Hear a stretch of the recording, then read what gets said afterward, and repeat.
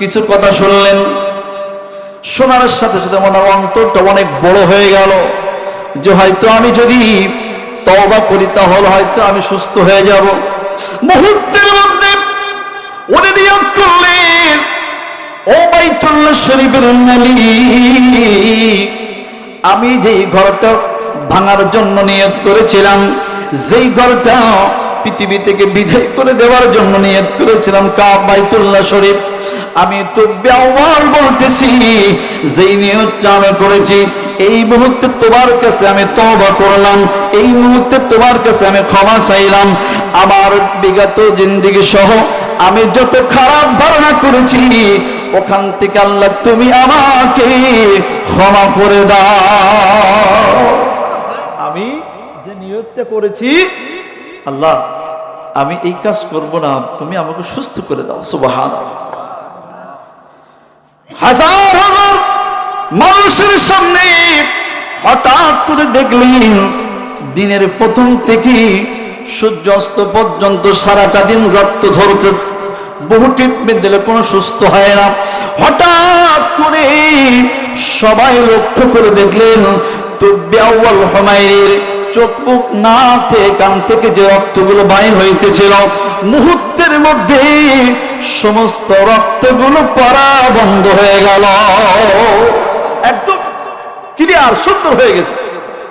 সবাই বলতেছে কি ফেরা, এত ডাক্তার, এত হেকিম, এত কবিরাজ, এত কিছু করলো, আপনার করে কিছু করতে পারলো না, আর মুহূর্তের মধ্যে আপনি সুস্থ হয়ে গেলেন, কি ব্যাপার? ব্যাখ্যা করলেন, শোনো আমি এখন কিছু বলবো না, কিন্তু যেই নিয়ত করার কারণে আমি সুস্থ হইলাম, তোমরা সেই নিয়ত অনুযায়ী কাজ করা শুরু করে দাও। সুবহানাল্লাহ বলেন। বলতেছে আপনি কি নিয়ত করেছেন? বললেন আমি নিয়ত করেছি এই বাইতুল্লাহ শরীফ আছে না? সবাই বলতেছে হ্যাঁ। সবাইকে বললেন পৃথিবীর মধ্যে তোমরা খোঁজ খবর নাও, পৃথিবীর মধ্যে সব থেকে দামি যে কাপড় রয়েছেন রেশমি কাপড়, এই কাপড়ের ব্যবস্থা করো, কারণ আমি পৃথিবীর সব থেকে দামি কাপড় দিয়ে আমি ওই বাইতুল্লাহ শরীফ থেকে গেলাপ লাগাইয়া দিব। সুবহানাল্লাহ।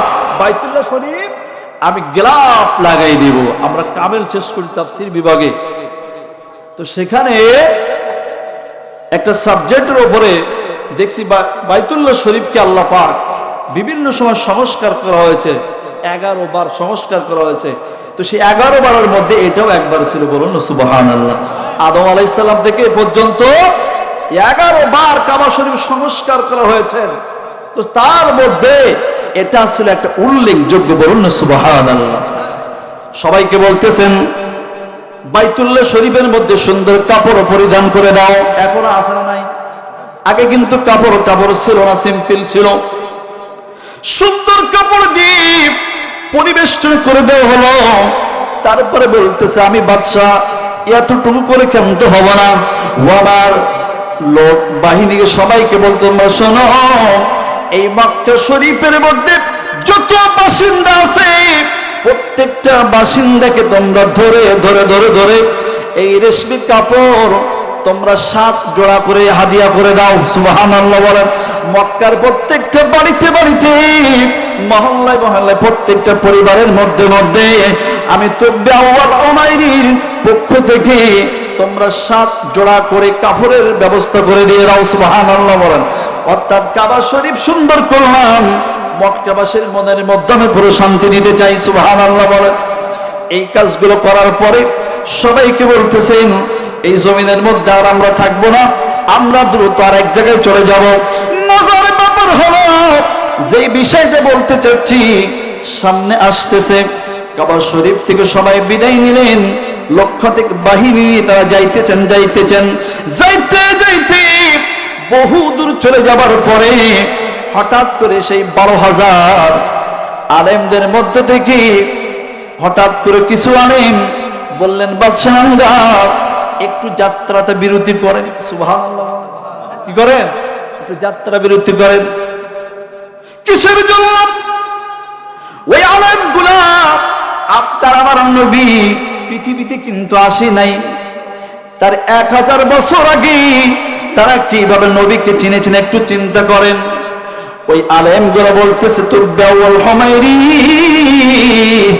বর্তমান আমরা যে জমিনের মধ্যে রয়েছি, বর্তমান আমরা যে পাথরের উপর দিয়ে আমরা হাঁটতেছি, যেই জমিনের মধ্যে চলতেছি, যেই জমিনের মধ্যে আমরা বাতাস পাইতেছি, ও তুব্বাউল হুমাইরি, এই জমিনের পাথর থেকে, এই জমিনের মাটি থেকে, ও তুব্বাউল হুমাইরি, আমরা মায়ের নবীজির সুঘ্রাণ পাইতেছি। আর জোরে বলো নারায়ে তাকবীর, নারায়ে রিসালাত, পবিত্র ঈদে মিলাদুন নবী। কয়শো বছর আগে? 1000 বছর আগে নবীর ঘ্রাণ তারা মাটি শুকে পায়। আর নবীর উম্মত হয়ে সেই নবীর সম্মান আমাদের কাছে নাই। কথা বলেন ঠিক কিনা? কপাল আমাদের পড়া টাকা পড়বে। সবাই বললেন ও বাদশাহ, পাথরগুলো ধরে ধরে একটু নাকের কাছে ধরে দেখেন, বালুগুলা ধরে ধরে একটু নাকের কাছে নিয়ে দেখেন, এই বালু থেকে, এই পাথর থেকে কত সুন্দর আমার মায়ের নবীজির ঘ্রাণ আসতেছে। বাদশা তো আর আলেম না, বাদশা বলতেছে কি বলো তোমরা, কিছু তো বুঝি না। তা বলতে শোনেন, তাওরাত শরীফের নাম শুনছেননি? হ্যাঁ শুনছি। তোমরা তো সেই আলেম। ও বাদশা, তাওরাত শরীফ পড়ে পড়ে আমরা যে জ্ঞান পেয়েছি, আমরা যে জ্ঞানী হয়েছি, আমরা মায়ের অর্থাৎ আখির নবীর পৃথিবীতে আসার যে আগমন আমরা পেয়েছি, বাদশা গো, ওই তাওরাত শরীফের মধ্যে স্পষ্ট লেখা রয়েছে, আমরা পড়েছি যে মায়ের নবীজি মক্কা শরীফে আসার পরে, মক্কা শরীফে থাকার পরে সেখান থেকে যেই জমিনের মধ্যে হিজরত করে চলে যাবে, সুবহানাল্লাহ বলুন, যেই জমিনের মধ্যে নবীজি হিজরত করে চলে যাবে, শুধু তাই নাই, যেই জমিনের মধ্যে মায়ের নবীজি আরাম ফরমাইবেন, নবী রওজা শরীফ হবে, বাদশা গো, সেই কথাগুলো আমরা পড়েছি তাওরাতের মধ্যে, আর হুবাহু এই জমিনের মধ্যে মিলে যাচ্ছে। এই জমিনের নাম এখন যাই হোক না কেন, এমন একটা সময় আসবে এই জমিনের নাম হয়ে যাবে সোনার মদিনা। আর আওয়াজ বলে দেখাবো, মদিনা এমন একটি দেশ, পৃথিবীর মধ্যে 200 অধিক রাষ্ট্র রয়েছেন, ঠিক কিনা বলেন? প্রত্যেকটা রাষ্ট্র, আপনি যদি আমেরিকা বলেন শুধু আমেরিকা বলতে হবে, আপনি যদি কানাডা বলেন শুধু কানাডা বলতে হবে, যদি মালয়েশিয়া বলেন শুধু মালয়েশিয়া বলবে, সৌদি আরব বললে শুধু সৌদি আরব বলবে। কিন্তু যেই জমিনের মধ্যে আপনার আমার নবীজি আরাম ফরমাইতেছেন, রওজা শরীফ যেই জমিনের মধ্যে হয়েছেন, ওই জমিনের নাম আপনি বলার আগে আপনার মুখের মধ্যে একটা শব্দ আসবে, শুধু মদিনা কেউ বলে না, মদিনা বলার আগে সবাই বলে কি সোনার মদিনা, ঠিক কিনা বলে? কোনো দেশের আগে সোনা যুক্ত করি না, কিন্তু মদিনা আশিক রাসূলদের এমন জায়গা করে নিয়েছেন আমার নবীর কারণে, যেই দেশের নাম বলার আগে সবাই কি বলি? সোনার মদিনা। আরে আওয়াজ বলেন কি মদিনা? ও সোনার মদিনা বহু দূরে, কিন্তু মদিনাওয়ালা আমার অন্তরে। কথা বলেন ঠিক কিনা? কিন্তু মদিনাওয়ালা আমার অন্তরে, যে গিয়েছে একবার সোনার মদিনা, তাহার মনে আর কোনো দুঃখ রইল না। কথা বলেন না কেন? এখানে 2জন ব্যক্তি আছেন এবং আমার আব্বা আম্মা আছেন। সদ্য কয়েকদিন আগে ওই মদিনা শরীফ থেকে সবাই চলে আসছেন, ঠিক কিনা? বহু জায়গায় মাহফিলে আলোচনার মধ্যে গেলেন, অনেক হাজী সাহেবগণ বলে, হুজুর হজ করতে যাওয়া আসার মধ্যে একটা কষ্টদায়ক জায়গা রয়েছেন। সব থেকে কষ্টের বিষয় হলো এটা, যে সময় মায়ের নবীজির রওজা শরীফে বিদায়ী সালাম দিয়ে মানুষগুলো আসতে থাকে, মায়ের নবীজির রওজা শরীফ বিদায় সালাম দিয়ে যে সময় বাড়িতে আসার নিয়ত করে আমরা আসতে থাকি, ওই সময় প্রত্যেকটা মানুষের হৃদয়গুলো নবীর ভালোবাসায় ফেলে যাইতে থাকে। এই জন্য যে গিয়েছে একবার সোনার মদিনায়, তাহার মনে আর কোনো দুঃখ রইল না। কথা বলেন না কেন, ঠিক কিনা?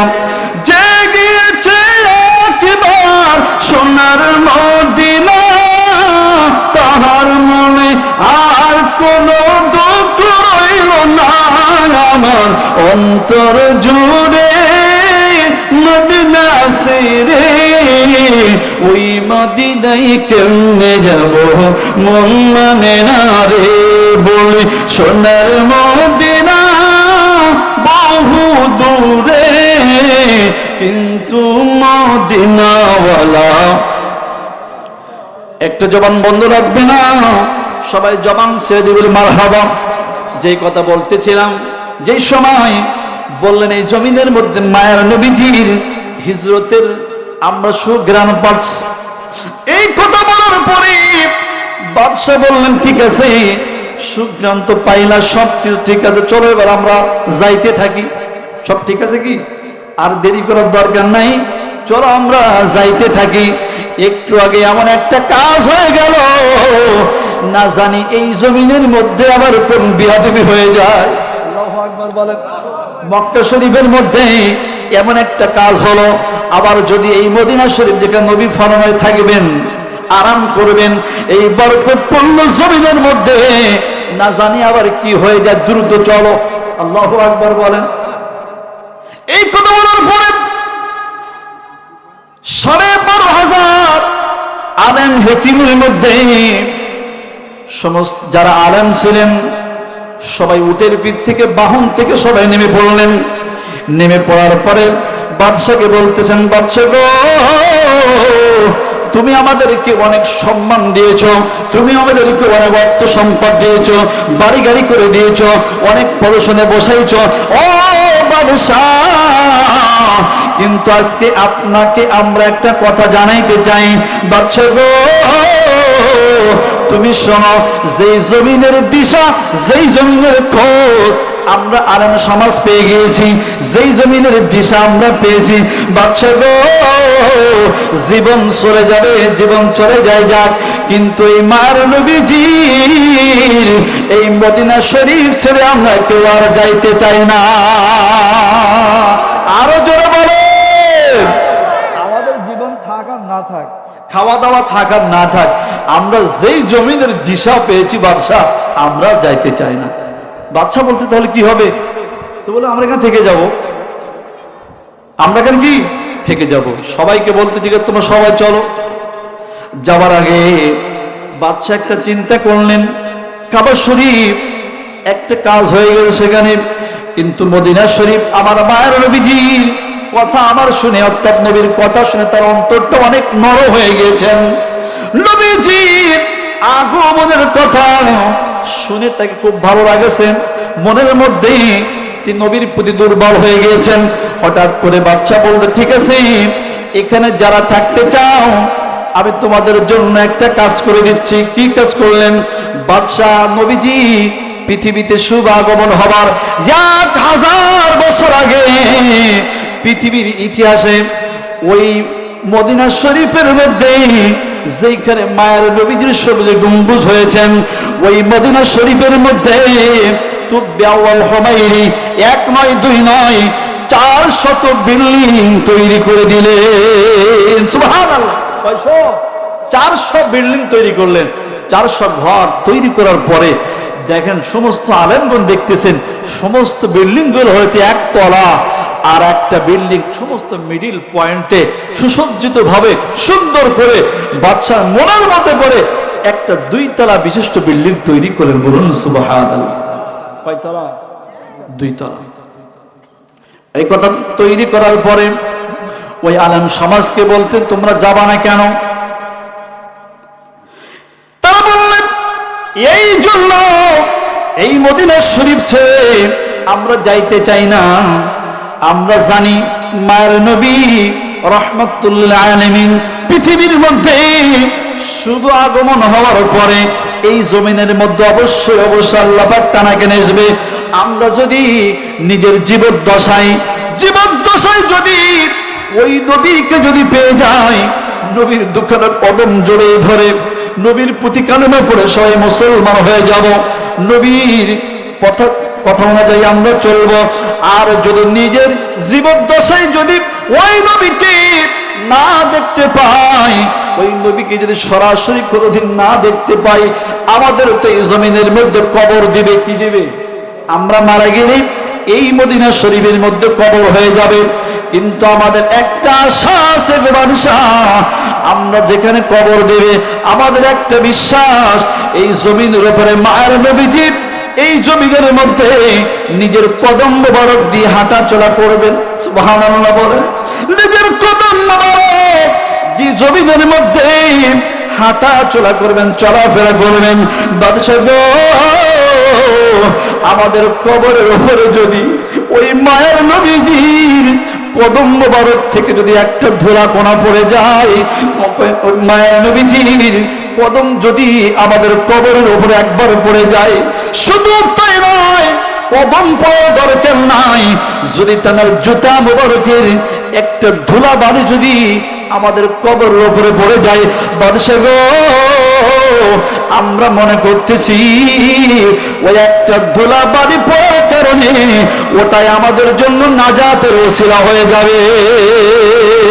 আরে আওয়াজ বলি, নবী হলেন রাহমাতুল লিল আলামিন, ঠিক কিনা? সাইয়্যিদুল মুরসালিন, শাফিউল মুজনিবিন, সকল নবীদের নবী। কথা বলেন ঠিক কিনা? সকল নবীদের নবী। আমার নবী যে সময় মিরাজ শরীফে গিয়েছিলেন, কোথায়?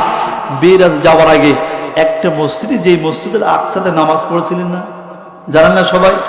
সেখানে আল্লাহ রাসূল যে দেখতেছেন কি, যে 1,23,999 জন আল্লাহর নবী রাসূলুল্লাহ কাতারবদ্ধ ভাবে নবীর অপেক্ষায় দাঁড়িয়ে রয়েছেন। কথা বলেন ঠিক কিনা? এই জন্য বলতেছেন, মিরাজ রাজ দিতে আল্লাহ আপনি নবীকে দাওয়াত দিয়ে নিয়ে গেলেন আরশে পাকে, ঠিক কিনা? রব তাআলা মহব্বতে দিয়েছেন সালাম, ইয়া নবী সালাম আলাইকা, ইয়া রাসূল সালাম, ইয়া নবী সালাম আলাইকা, ইয়া রাসূল সালাম। আল্লাহু আকবার বলেন। নবী হলো সাইয়্যিদুল মুরসালিন, শাফিউল মুসলিমিন, ইমামুল মুরসালিন, সকল নবীদের তিনি নবী। কথা বলেন ঠিক কিনা? ওই আলেমগুলো যে সবাই বললেন, ওই সাইয়্যিদুল মুরসালিনের কদম মোবারকের একটি ধুলা মোবারক আমাদের কবরের উপরে যদি একবারের জন্য পড়ে যায়, ওটাই হলো আমাদের নাজাতের জন্য ওসিলা হয়ে যাবে। সুবহানাল্লাহ বলেন। এই সংবাদ শোনার সাথে সাথে বাদশাহ তুব্বাউল হুমায়রি একটা চিঠি লিখলেন। সুবহানাল্লাহ বলেন। কি লিখলেন? একটা চিঠি লিখলেন। চিঠি লেখার পরে বলতেছেন, আলেম রব্বানি, যিনি সব থেকে বড় আলেম ছিলেন, তাকে বললেন, তোমাদেরকে আমি 400 ঘর তৈরি করে দিলাম, এই ঘরের মধ্যে তোমরা অবস্থান করবা। আর যে 2 তলা বিশিষ্ট যে ঘরটা আমি তৈরি করলাম, যে সব থেকে শান শৌকত ওরা যে বিল্ডিংটা তৈরি করলাম, এই বিল্ডিংটা তোমরা দেখাশোনা করে রাখবা। এই বিল্ডিংটাই তোমরা কেউ থাকবা না। এই বিল্ডিংটা আমি বানাইলাম ওই মায়ার নবী, দয়ার নবীর জন্য। সুবহানাল্লাহ। উনি পৃথিবীতে আসার পরে এই বিল্ডিং এর মধ্যে তিনি অবস্থান করবেন। আর শোনো, আমি একটা চিঠি লিখে যাচ্ছি, এই চিঠিটা তোমরা, আমি তো এখান থেকে চলে যাচ্ছি, হয়তো আমার সাথে নাও দেখা হইতে পারে, কিন্তু আমার লেখা এই চিঠিটা তোমরা আমার মায়ার নবীকে একটু পৌঁছাই দেবা। সুবহানাল্লাহ বলেন। তিনি বললেন, যদি তোমরা না থাকো, তোমাদের বংশ প্রক্রমায় একজন থেকে আরেকজন, আরেকজন থেকে আরেকজন, আরেকজন থেকে আরেকজন, এমন করতে করতে ওসিয়ত করে যাওয়া, যদি 1000 বছরের পরেও নবীজি পৃথিবীতে যেদিন আসবে, সেই দিন যেন আমার এই চিঠিটা আমার মায়ের নবীজির হাত পর্যন্ত পৌঁছাইয়া যায়। সুবহানাল্লাহ বলেন। আরে আওয়াজ বলে সুবহানাল্লাহ। এই চিঠি কিভাবে পৌঁছালো? রাসূল সাল্লাল্লাহু আলাইহি ওয়াসাল্লাম যে সময় মেরাজুন নবীতে অর্থাৎ ওই যে আপনার হিজরত করে চলে গেলেন, হিজরত করে চলে যাওয়ার পরে নবীজি মদিনা শরীফের বেল্টের মধ্যে চলে গেল। যাওয়ার পরে প্রত্যেকটা পরিবার থেকে তাদের ঘর বাড়িগুলো সুন্দর করে সাজাচ্ছেন, খানা পিনার ব্যবস্থা করতেছেন, মেহমানদারি করতেছেন। এবং যেই মুহূর্তে মায়ের নবীজির উট মোবারক মদিনা শরীফের মধ্যে চলে আসলো, যাওয়ার পরে বিভিন্ন গোত্র থেকে বলা শুরু করলো, নবীজি আপনি আমার ঘরের মধ্যে বিশ্রাম করেন। এই গোত্র থেকে যে বলে, নবীজি আপনি আমাদের কাছে চলেন। ও যে বলে, মায়ের নবীজি আপনি আমার বাড়িতে একটু বিশ্রাম করেন। ইয়া রাসূলুল্লাহ, আপনি যদি আমার বাড়ির মধ্যে একটা বারের জন্য বিশ্রাম করেন নবী গো, আবার আর কিছু দরকার নাই। ও নবীজি আপনার কদম মোবারক আমার বাড়িতে পড়া মানে আমার সব থেকে সৌভাগ্যের ব্যাপার। সুবহানাল্লাহ বলেন। আমার নবীজি সবার উদ্দেশ্য করে বললেন, ও আমার সাহাবীরা, তাদেরকে বল, তোমরা শোনো, আমি আজকে একটা কথা তোমাদেরকে বলতে চাই। কি কথা আপনি বলতে চান?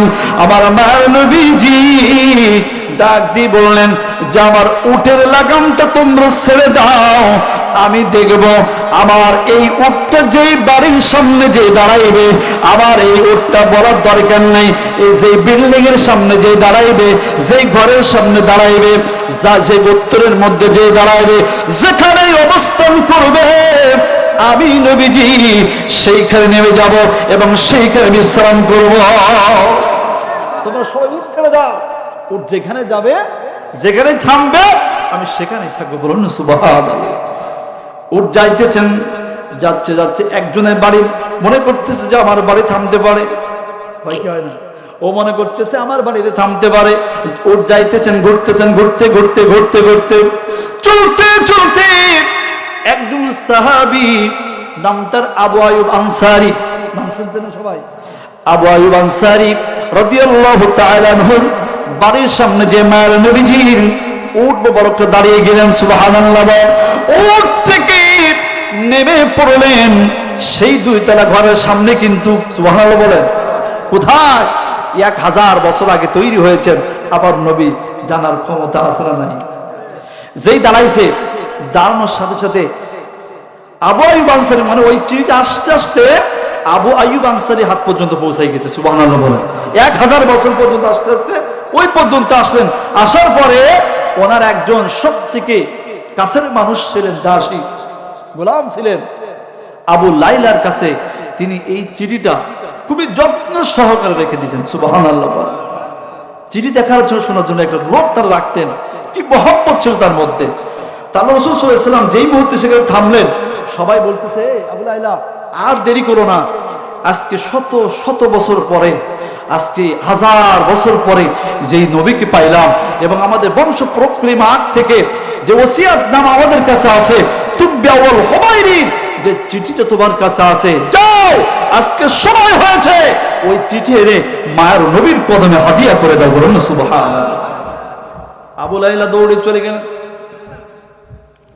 দৌড়ে চলে যাওয়ার পরে চিঠি মোবারকটা হাতে করে নিন আসতেছেন। অনেকেই বলতেছেন যাওয়ার আগে ঘুরছে, অনেকেই বলেছেন চিঠিটা আনার পরে মায়ের নবীজির সামনে এসে যেই মুহূর্তে দাঁড়িয়ে গেলেন, দাঁড়ানোর সাথে সাথে কোনো মানুষকে বলা লাগলো না, কোনো মানুষকে প্রশ্ন শিখাই দেওয়া লাগলো না।